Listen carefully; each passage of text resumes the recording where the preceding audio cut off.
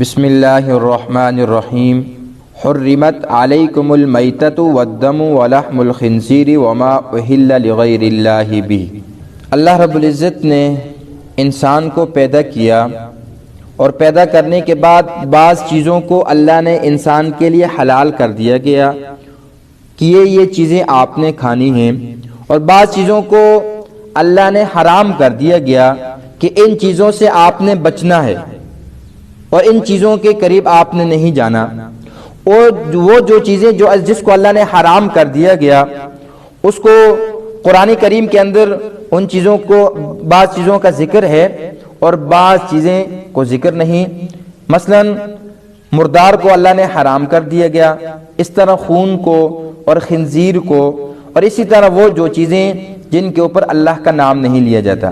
اور اسی طرح علماء نے قرآن اور حدیث کی روشنی کے اندر مثلا سانپ ہو گیا، بچھو ہو گیا، بیڑیا ہو گیا، چیر پھاڑ کرنے والے جانور ہو گئے، اور اسی طرح بیڑیا ہو گیا، کتا ہو گیا، ان چیزوں کو بھی علماء نے اور قرآن اور حدیث کی روشنی میں ان کو حرام کر دیا گیا۔ اور مسلمانوں کے لیے جن چیزوں کو اللہ نے حلال کر دیا گیا، اونٹ، گائے، بکری، اور اسی طرح قرآن اور حدیث کے اندر جاموس، بہت ساری چیزوں کو علماء نے حلال کر دیا گیا۔ اب جن چیزوں کو اللہ نے حلال کیا ہے وہ انسان کے لیے فائدہ مند ہے، اور جن چیزوں کو اللہ نے حرام کیا ہے وہ بھی انسان کے لیے فائدہ مند ہے۔ دیکھیں اللہ حکیم ہے، اور حکیم کا کوئی کام بھی بغیر حکمت کے نہیں ہوتا، تو اللہ نے ان چیزوں کو حرام کیا گیا۔ اس وقت موجودہ دور کے اندر چائنا کے شہر روہان کے اندر کورونا وائرس جو بیماری پھیلی ہے، اور اس بیماری کی وجہ سے ہزاروں لوگ اس بیماری کی لپیٹ کے اندر آ گئے، اور تقریباً 80 کے قریب جو لوگ ہیں وہ ہلاک ہو گئے ہیں، اور باقی پورا کا پورا شہر جو بلاک کر دیا گیا، جہاں نہ کوئی باہر آ سکتا ہے نہ کوئی اندر جا سکتا ہے۔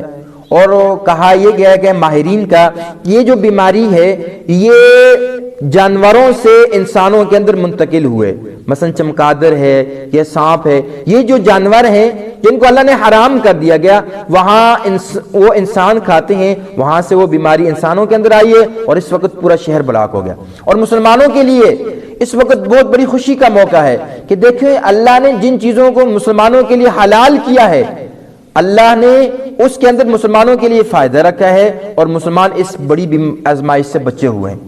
اور جن چیزوں کو حرام کیا تھا وہ ان کے خلاف کام کر رہے ہیں، تو اس وقت پورا بہت بڑا نقصان ہو رہا ہے۔ اور جہاں اس کا ایک سبب یہ ہے، دوسرا سبب اس کا حدیث کے اندر آتا ہے کہ جب کسی قوم کے اندر بے حیائی پھیلتی ہے تو اللہ اس قوم کے اندر ایسی بیماریوں کو پیدا کر دیتے ہیں جن کا پہلے وجود بھی نہیں تھا۔ لم تظہر الفاحشۃ فی قوم قط حتی یعلنوا بها الا فشا فیہم الطاعون۔ جب بیماری بے حیائی عروج پر آتی ہے وہاں اللہ بیماریوں کو پیدا کر دیتے ہیں۔ مثلا ایڈز کی بیماری، اس سے پہلے اس کا نام موجود نہیں تھا۔ اسی طرح کینسر کی بیماری ہے، اس سے پہلے اس کا نام وجود نہیں تھا۔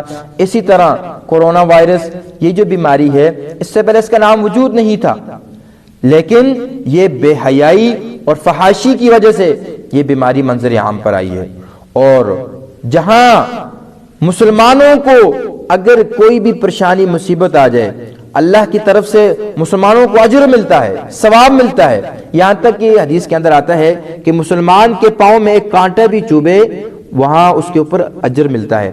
اور کافر کے لیے یہ عذاب ہے، مسلمانوں کے لیے رحمت ہے، مسلمانوں کے لیے گناہ کا معافی کا ذریعہ ہے، اور کافر کے لیے یہ کیا ہے؟ عذاب ہے۔ تو اس وقت چائنا کے اندر یہ بیماری جو پھیلی ہے، یقیناً جہاں اس کی اور بہت ساری وجوہات ہیں وہاں ایک فحاشی ہے، اور تیسری وجہ مسلمانوں کے اوپر ظلم ہے۔ چائنا نے ہزاروں مسلمانوں کی بیٹیوں کو یہاں سے پیسے کے نام کے اوپر دھوکہ دے کر، کاروبار کے نام کے اوپر دھوکہ دے کر، کار اور بلڈنگ کے نام کے اوپر دھوکہ دے کر یہاں سے چائنا کے اندر جا کر لے کر وہاں پر ان پر ظلم ستم کیا، ان کے ساتھ ظلم کیا گیا، اور میڈیا نے اس کی آواز کو نہیں اٹھایا، لیکن پوری دنیا نے دیکھا کہ آج دیکھیں چائنا کے اندر کس قدر اللہ کا ظلم آ رہا ہے، کتنا عذاب آ رہا ہے۔ اور چوتھی وجہ اس وقت مسلمان جو چائنا کے اندر ہیں وہ محفوظ نہیں، ان کی جان محفوظ نہیں، ان کا مال محفوظ نہیں، اور اللہ کی آواز، اللہ کی لاٹھی بے آواز ہے۔ جب اللہ کسی قوم کو پکڑتے ہیں تو پھر ان کے اندر ایسی بیماریوں کو مبتلا کر دیتے ہیں۔ اور اس وقت ہمیں کیا کرنا چاہیے؟ مسلمانوں کے لیے اس میں کیا حکمت ہے؟ آیا کہ ہم وزٹ کے طور پر وہاں جا سکتے ہیں یا نہیں؟ تو اس کے لیے حدیث کے اندر آتا ہے اذا سمعتم بلا ارض فلا تقدموا علیہ، جب تم سنو کسی قوم کے اندر، کسی جگہ کے اندر کہ وہاں بیماری پھیل رہی ہے، تم وہاں نہ جاؤ۔ وَإِذَا وَقَعَ بِهَا وَأَنْتُمْ، اور جب وہ بیماری کے اندر جو لوگ مبتلا ہیں وہ فَلَا تُخَرِّجُوا، وہ وہاں سے نہ نکلیں۔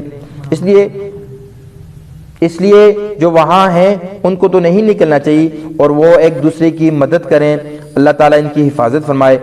آخر میں میری تمام مسلمانوں سے اپیل ہے کہ ہم نبی علیہ السلام کی سنت کو اپنے سینے سے لگائیں، نبی علیہ السلام کی سنت کے مطابق زندگی گزاریں۔